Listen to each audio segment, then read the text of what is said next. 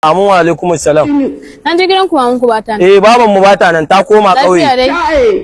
Ina ruwanki munafuka baban mu bata nan. Ayi hakuri gashi baban mu ne ya ce aka muku na. Zakat ce kuma sai a riko a hannu gebe. Yacce ka san mai wata ne ayi hakuri. Wato ayi hakuri ko? Madara guda ɗaya mu ba mai wata ba ko? To madara yaushe rabon da ka sha madara? Na daɗe ban sha madara ba. Taliya ɗaya sigan ma na 100 aka ɗauro. Mu ne talauci ya ƙare akan mu sigan 100 ko? Kaga magana ka gaya mun ka bani mayo da baban mu. Wai ki mayan mai? Ke wannan baban naku fa yanzu muka fara hasada da shi. Azumi ya zo an kawo mana abu a hannu. Baban Ko? nan?